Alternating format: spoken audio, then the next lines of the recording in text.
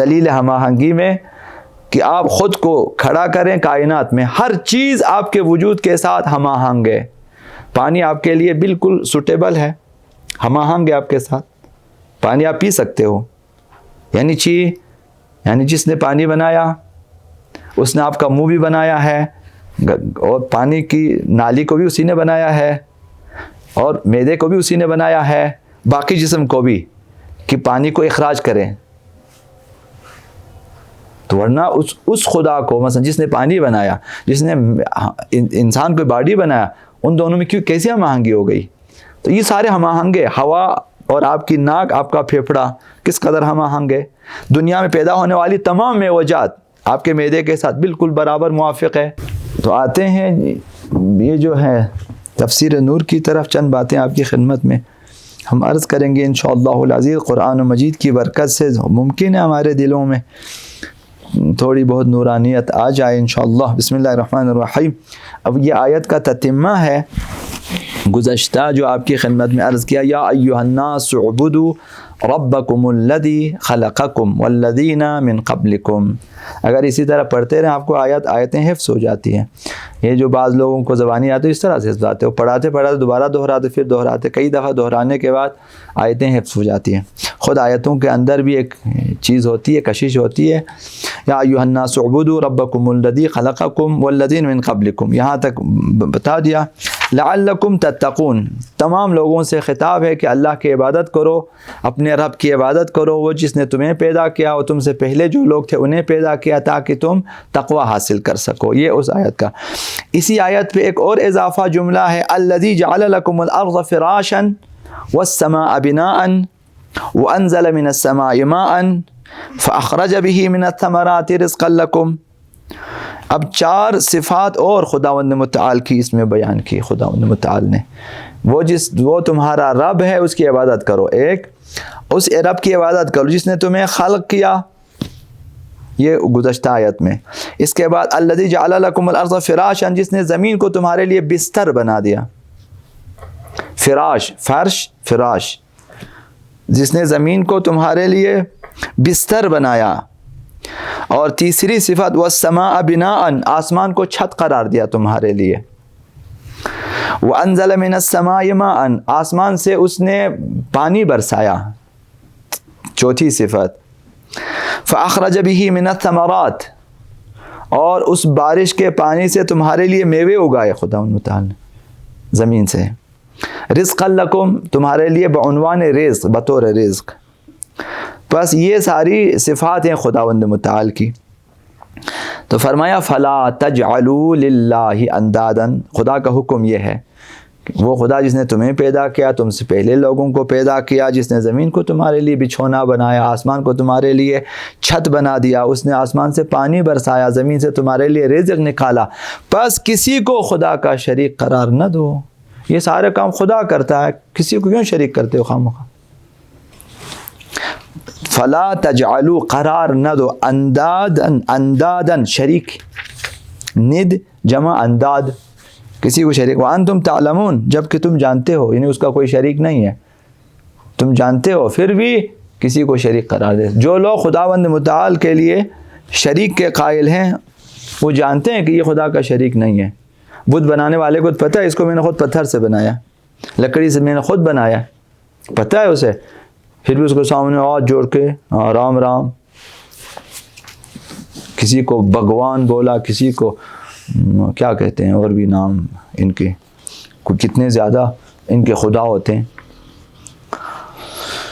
تو نام رکھا. کسی کو چھوٹا خدا، کسی کو بڑا خدا، کسی کو برائی کا خدا قرار دی، کسی کو اچھائی کا خدا قرار دی. اس طرح سے فرمایا کسی کو خدا کا شریک قرار نہ دو. ایسا خدا کوئی شریک ہے ہی نہیں ہے، چونکہ ممکن نہیں ہے کہ خدا کا کوئی شریک ہو، ممکن ہی نہیں ہے، اور ہے بھی نہیں ہے، ممکن بھی نہیں ہے. بس کسی کو خدا کا شریک قرار نہ، سب کچھ خدا خود ہی کرتا ہے. اس آیت میں چند نکات ہیں. الذی جعل لکم الارض فراشا، یہ پہلی چیز، وہ خدا جس نے زمین کو تمہارے لیے بچھونا بنایا. خدا نے کئی قسم کی نعمتوں کی طرف اشارہ کیا، جن میں سے ہر ایک کئی دوسری نعمتوں کا سرچشمہ ہے. مثلا زمین کا بچھونا کئی نعمتوں کا خلاصہ ہے، صرف ایک نعمت نہیں ہے. مثلا اس کا اس قدر ٹھوس ہونا، زمین کا سخت ہونا یا پھر نرم ہونا، اور اس کا سورج سے فاصلہ، اور اس کا درجہ حرارت اور فضا کا سرد اور گرم ہونا، اس میں دریا، سمندر، پہاڑ، نباتات وغیرہ کا وجود اور اس کی محوری اور وہ جو ہے حرکات سب مل کر یہ زمین ہمارے لیے بچھونا ہے۔ خالی ایسے ہی تو نہیں ہے، اگر زمین اپنے مدار میں حرکت نہ کرے پھر بھی زمین ہمارے لیے بستر نہیں رہے گا، اور زمین اگر زیادہ نرم ہو جائے پھر بھی ہمارے لیے، آپ کے پاؤں سے جس طرح ریت میں دھس جاتے ہیں، اس میں دھس آپ چل ہی نہیں سکیں گے اگر مثلا کیچڑ کی طرح ہو۔ خدا نے ایسا بنایا، نہ زیادہ نرم ہے نہ زیادہ سخت۔ زیادہ سخت ہو تو چلنا اور رہنا مشکل ہو جائے گا، قابل کاش نہیں ہے۔ زیادہ نرم ہو تو سب دھس جائیں گے، وہ بھی نہیں ہے۔ زیادہ سرد ہو تب بھی زندگی ممکن نہیں، زیادہ گرم ہو تب بھی ممکن نہیں ہے۔ تو خدا متعال نے اپنے مدار میں سورج سے مناسب فاصلے پہ رکھا اور زمین سے کہا کہ گردش کرتے رہیں، سردی بھی آ جائے، گرمی بھی آ جائے، اس پہ نباتات بھی اگے، ثمرات بھی اگے۔ تو اتنی ساری نعمتوں کا مجموعہ کیا بنا؟ زمین ہمارے لیے بستر بن گیا، بچھونا بن گیا، ایسا بچھونا جہاں ہر چیز آپ کے لیے مہیا ہے۔ اور اسی طرح سمندروں کے لیے بھی زمین کی حرکت ضروری ہے، دریا پانی کے لیے بھی اور ہواؤں کے لیے، سب کے لیے ضروری ہے کہ زمین حرکت کرے۔ اگر زمین رک جائے پھر تو سورج کی روشنی مسلسل وہیں پڑے گی، دوسری طرف قابل حیات نہیں ہے، رہ ہی نہیں سکتا۔ اگر مسلسل رات ہو پھر نہیں رہ سکتے۔ خلاصہ اس طرح سے قرآن مجید میں زمین کو مختلف ناموں سے یاد کیا ہے۔ کبھی زمین کو گہوارہ قرار دیا، خدا متعال نے فرمایا مہد، مہد یعنی گہوارہ، الذی جعل لکم الارض مہدا، گہوارے میں بچہ سکون سے رہتا ہے اور ماں باپ دیکھ بھال کرتا ہے۔ زمین کو اسی طرح سے بنایا، گہوارہ، نہ زیادہ نرم نہ زیادہ سخت۔ خلاصہ یعنی آرامش وہاں انسان کو حاصل ہے، ٹھہراؤ بھی ہے۔ هو الذی جعل لکم الارض ذلولا، زمین کو تمہارے لیے ذلول بنایا، آرام بنایا تمہارے لیے۔ اگر زمین تیزی سے چلے، ہم پھر آپ لوگ واک نہیں کر سکتے، فٹ بال بھی نہیں کھیل سکتے آپ لوگ۔ اگر زمین تیزی سے حرکت کرے کیسے آپ لوگ کھیلیں گے؟ بھاگ دوڑ نہیں کر سکتے۔ بالکل آرام کے ساتھ زمین گردش کرتی ہے تاکہ آپ چل پھریں، کچھ بھی ہو پتہ ہی نہیں چلتا آپ کو کہ زمین حرکت میں ہے۔ ذلول بنایا آپ کے لیے، آرام کر دیا زمین کو، آرام انہیں آرام کر دیا۔ گہوارہ بھی بنایا، گہوارے کو بھی آرام سے جلانا ہوتا ہے، اگر آپ تیزی سے جلائیں بچہ مر جائے گا۔ خدا متعال زمین کو آرام سے، یہ چلے گا، گہوارے میں بیٹھے ہیں اور آپ آرام سے سو سکتے ہیں، اٹھ سکتے ہیں، چل سکتے ہیں، بیٹھ سکتے ہیں۔ تو یہ زمین کو مہد، فرش بنایا بستر، زمین کو مہد بنایا گہوارہ، زمین کو ذلول بنایا یعنی آرام، اور زمین کو کفات بنایا، گھیرے میں لیے ہوئے۔ الم نجعل الارض کفاتا، کیا ہم نے زمین کو تمہارے لیے کفات، زمین کو گھیر لیا ہم نے، گھیرے میں لیے ہوئے زمین کو، پہاڑوں کے ذریعہ، ہواؤں کے ذریعہ اور مختلف کشش کے ذریعہ جو ہیں جاذبہ وغیرہ گھیر لیا اس کو، تاکہ یہ اپنے ہی مدار میں رہیں اور انسانوں کے لیے قابل رہائش ہو۔ تو یہ ایک نقطہ یہ ہے کہ زمین کو خداوند متعال نے انسان کے لیے قابل حیات، قابل رہائش بنا دیا۔ انسان یہاں پہ آرام سے زندگی بسر کر سکتا ہے۔ خلاصہ خود انسان کو آرامش نہیں ہے، تکلیف سارے انسانوں کو ہے۔ اگر ان زمینوں کو آباد کریں اور آرام سے غصہ، لڑائی جھگڑا یہ چیزیں اگر نہ کریں، زمین کس طرح آباد ہو جاتی ہے۔ ابھی تک آدم سے لے کر اب تک انسانوں نے کیا دیکھا ہے؟ خون خرابہ، انسانوں نے انسانوں کو قتل کیا ہے۔ سب سے بڑی تاریخ روئے زمین کی یہی ہے، انسانوں کی جنگ ہے۔ سب سے بڑی تاریخ، سب سے طولانی تاریخ، بدترین تاریخ انسان کی یہی ہے، روئے زمین پہ جنگ ہے، ہمیشہ جنگ ہے، ہمیشہ مار داڑے، لڑائی جھگڑا، یہی ہے۔ گھروں میں لڑائی ہے، گھروں سے باہر، ہمسایوں میں لڑائی ہے، گلیوں میں لڑائی ہے، شہروں میں لڑائی ہے، صوبوں میں ہے، پھر ملکوں میں لڑائی ہے، پھر قبیلوں میں لڑائی ہے، بس لڑائی۔ اب تک جانوروں سے زیادہ شاید انسانوں کو قتل کیا ہے. تو اگر ورنہ خداوند متعال زمین کو اس لیے نہیں بنایا تھا. اور دوسرا کلمہ جو ہے، دوسرا نقطہ آسمان کے بارے میں ہے. خداوند متعال نے فرمایا کہ وَالسَّمَاءَ بِنَاءً، خداوند متعال نے آسمان کو تمہارے لیے چھت بنا دیا زمین کے مقابلے میں. یہ تمام بالائی حصوں اور جگہوں کی طرف سے جو بھی آپ زمین سے اوپر دیکھیں، اوپر بھی تو نسبی ہے، کوئی چیز بعنوان اوپر موجود نہیں ہے، چونکہ زمین تو اپنے مدار میں ہے اور چاروں طرف آسمان ہی آسمان ہے. زمین گول ہے، بیضوی شکل کا ہے مثلا، تو پورے زمین پہ یا دریا ہے یا پھر انسان جانور وغیرہ ہے پورے زمین پہ. نیچے بھی ہے، اوپر بھی ہے، دائیں بھی بائیں بھی ہے، جہاں بھی آپ دیکھو اس طرف آسمان ہی آسمان ہے، ہر طرف آسمان ہے.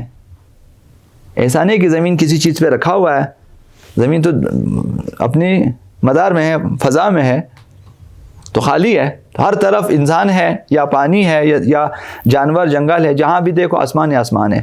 تو چونکہ سر کی طرف ہوتا ہے لہٰذا اس کو کہتے ہیں اوپر. ورنہ جو زمین جہاں ہم بیٹھے ہمارے نیچے بھی تو زمین ہے، وہاں بھی تو لوگ رہتے ہیں، ان کا سر نیچے کی طرف ہے اور آسمان بھی نیچے ہے، ان کا ہے یا نہیں ہے؟ یعنی ہماری نسبت وہ نیچے ہے، چونکہ زمین ہے، ہم ادھر رہ رہے ہیں، وہ ادھر رہ رہے ہیں، تو ان کا سر نیچے ہے، آسمان بھی نیچے ہے، وہ بھی چل رہے ہیں، وہ چلتے چلتے ادھر پہنچیں گے تو یہ حصہ کبھی نیچے کو آ جاتا ہے زمین. دوبارہ زمین نے ہم سب کو کھینچ کے رکھا ہوا ہے اور ہم اپنے سر کی طرف دیکھو آسمان ہے، تو لہٰذا اوپر، تو یہ سب آسمان ہے. آسمان کو خدا نے ہمارے لیے بعنوان چھت مثلا بنا دیا. خدا کی نعمتوں کی یاد اس کی خدا شناسی کا بہترین وسیلہ اور عبادت کی دعوت کے لیے بہترین بنیاد ہے. لہذا خدا متعال نے کیا کیا؟ پہلے حکم دیا کیا؟ یا ایھا الناس اعبدوا، لوگو میری عبادت کرو. عبادت کے لیے خدا متعال نے کیا کیا چیزیں بتا دیا؟ خدا نے اپنی صفات بیان کیا.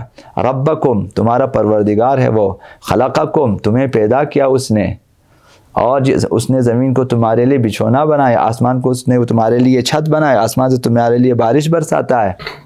یعنی عبادت کے لیے ہمارے اندر تحرک پیدا کرنے کے لیے، زمینہ کرنے کے لیے خدا تعالیٰ نے کیا کیا؟ اپنی نعمتوں کو گنا، تو نعمتوں کو گن کے دیتا ہے کہ بس اس کی عبادت کریں.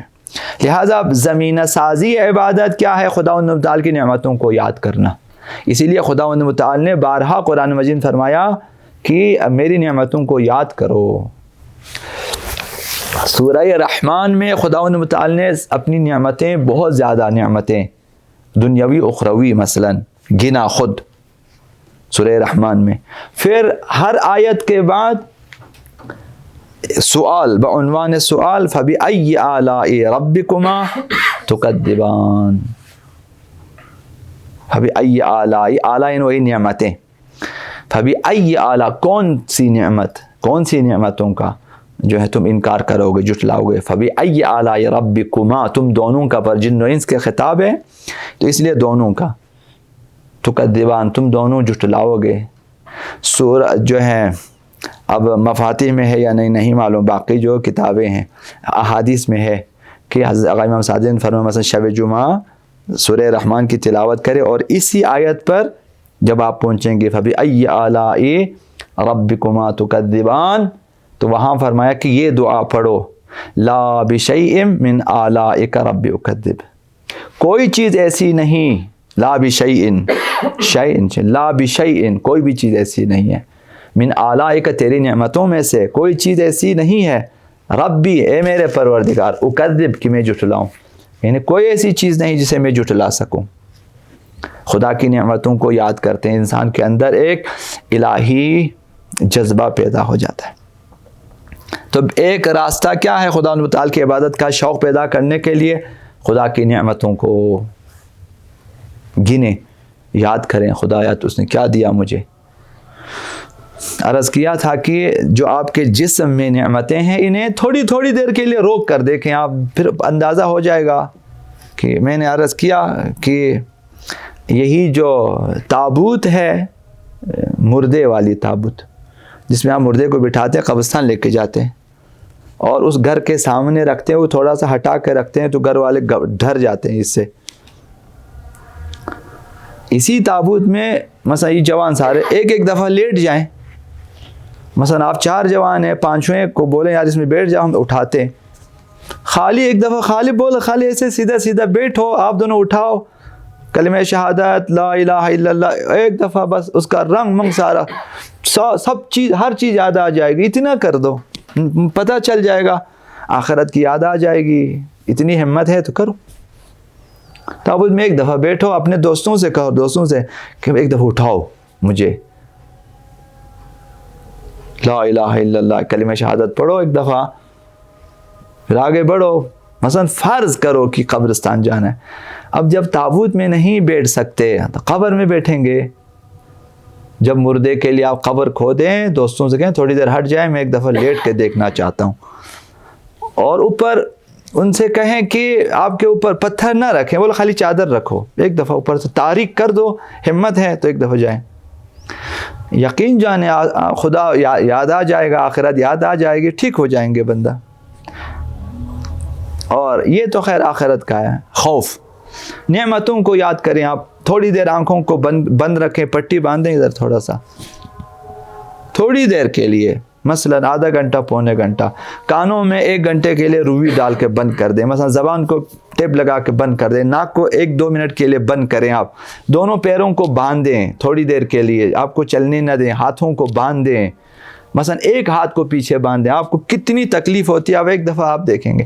تو اتنی ساری نعمتیں. ابھی سانس مانس تو اپنی جگہ، پھر آپ گلے کو ایک دفعہ بند کریں، سانس کو ایک دفعہ بند کرو اپنی جگہ، پھر معدے کو ایک دفعہ بند کریں، آپ کا ہاضمہ خراب کر دیں، پتہ چل جائے گا. اتنی نعمتیں خدا متعال نے خود ہمارے وجود میں دی ہے. ابھی عقل دیکھنے کی طاقت، ابھی آپ لوگوں کو تو معلوم نہیں، جب ہماری آنکھیں کمزور ہو جاتی ہیں ہمیں پتہ چل جاتا ہے کیا مسئلہ ہوتا ہے نا. آپ لوگوں کو پتہ ہی نہیں چلا، آپ کی تو آنکھیں تیز ہیں، آپ لوگوں کو تو خراب کرنے میں لگے ہوئے ہیں. ہمارے اکثر جوان جوانی کو خراب کرنے میں لگے ہوئے ہیں، کسی نہ کسی طرح خراب کرنا ہے اس کو. زیادہ کھا کے خراب کرنا ہے، زیادہ بھاگ دوڑ کر کے خراب کرنا ہے، زیادہ ورزش کر کے خراب کرنا ہے، مختلف غلط چیزیں کھا کے خراب کرنا ہے. وہ لگے ہوئے ہیں کہ جوانی کسی نہ کسی طرح کھا کے ختم کر دیں. پھر بڑھاپے میں اسی کا علاج کرنے کے لیے سارا پیسہ لگائے گا کہ اب گھٹنے کو بھی ٹھیک کرنا ہے، چل چل کے خراب کر دیا ہم نے، آنکھوں کو بھی ٹھیک کرنا ہے، اب وہ سارا پیسہ ادھر لگائے گا. تو جوانوں کو احساس نہیں ہوتا، سمجھتے ہیں ہمیشہ اسی طرح رہے گا، نہیں رہتے، پھر وہ ساری چیزیں کمزور ہو جاتی ہیں. تو نعمتیں اس قدر خدا متعال نے ہمیں دی ہے. جن کے ماں باپ ہوتے ہیں ان کو تو احساس نہیں ہوتا کہ ماں باپ کی نعمت کیا ہوتی ہے. جیسے ہی ماں باپ کا سایہ کم ہو جائے پھر آپ دیکھو آپ کی حالت کیا ہوتی ہے. کیونکہ نہ آپ بول سکتے ہیں، نہ کسی کے پاس شکایت کر سکتے ہیں، کچھ بھی نہیں، بس اپنے دل ہی دل میں کہتے ہیں ماں باپ نہیں ہے تو پھر مسائل ہو جاتے ہیں. اتنی ساری نعمتیں، علم کی نعمتیں، مثلا سب اولاد کی نعمت، جن کے بعد نہیں ہے ان سے پوچھیں کتنی حسرت ہوتی ہے کہ اولاد ہو. تو یہ سب ہے خدا کی نعمتیں، یاد کریں تاکہ ہم خداوند متعال کے اطاعت کریں بعنوان شکر گزاری. خدا یہ سب کچھ دیا ہے، 2 رکعت نماز میں کیا رکھا ہے کہ وہ پڑھ لیتے ہیں آرام سے، وہ بھی آرامش کے ساتھ پڑھیں. تو یہ پہلا پیغام خدا کی نعمتوں کو یاد کریں تو ہمارے اندر عبادت کا جذبہ پیدا ہو جائے گا. دوسرا پیغام یہ ہے کہ گرد و پیش میں بہت ساری چیزیں محسوسات ہیں ہمارے لیے، سب محسوس ہونے والی ہے، دیکھنے والی، دیکھی جانے والی، سنی جانے والی، ٹھیک ہے نا، چھو جانے والی، مطلب ساری چیزیں محسوسات ہیں جو ہے نعمتوں کی صورت میں ہیں. یہ سب خداوند متعال کے وجود کی دلیل ہے. تو میں نے عرض کیا تھا جب آپ جو ہے عقائد کی کلاس ہوتی ہے، ہر چیز جو کائنات کی ہے، کچھ بھی آپ اٹھائیں اس میں خداوند متعال کے وجود کی کئی دلیلیں اسی ایک چیز کے اندر موجود ہے. ایک سیب کا دانہ اٹھائیں، ایک انگور کا دانہ اٹھائیں، مثلا کچھ بھی آپ اٹھائیں، ایک پتا آپ اٹھا لیں، اس میں بھی بے شمار خداوند متعال کی دلیل، وجود کی دلیل، وحدانیت کی دلیل، حکمت کی دلیل، علم کی دلیل، قدرت کی دلیل، سب اسی میں موجود ہیں کہ جس نے بنایا ہے صاحب حکمت ہے، اس نے بڑے نقشے کے تحت بنایا ہوا ہے.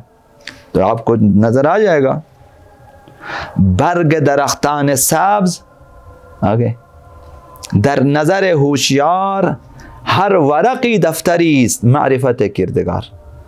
ہر ایک ایک پتے پہ تو آپ لوگ پڑھتے ہیں سائنس، کہتے ہیں اس پہ پی ایچ ڈی کرتے ہیں.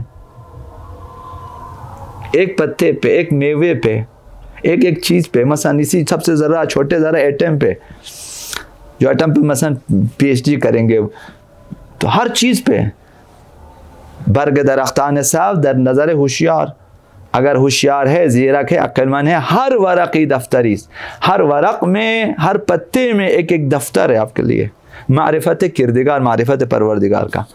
تو صاحب علم ہے تو یہ سب کچھ بنایا، صاحب قدرت ہے وہ اسی لیے اس نے بنا دیا، صاحب حکمت ہے تو اس نے اس طرح بنایا کہ اس کے اندر حکمت کے بے شمار نمونے موجود ہیں. کوئی بھی چیز آپ اٹھا لیں اس میں حکمت ہی حکمت ہے، دانائی دانی. ابو علی سینا کے بقول ہاتھ کی ہتھیلی کی گودی میں بھی حکمت ہے کہ اس کو کیوں گودی بنا کے رکھا ہوا ہے، برابر کیوں نہیں رکھا ہے، پیروں کے اس کو تلوے کو برابر کیوں نہیں رکھا. اس دن بھی آپ لوگوں نے فرمایا کہ جس کے پیر برابر ہوتے ہیں، گوشت سے بھرا ہوتا ہے، اس کی کمزوری ہوتی ہے، یعنی اس کا نقص ہے یہ. تو خداوند ایک ایک بال، کتنی حکمتیں ہیں.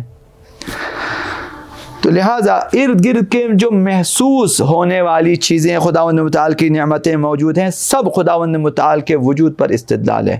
انسانوں کو اربوں سال ہو چکے ہوں گے زمین پہ آئے ہوئے، ابھی تک آپ نے سنا کسی انسان نے مچھر بنایا ہے یا مکھی بنایا ہو یا کوئی کیڑا اس نے بنایا ہو؟ نہیں بنا سکتا.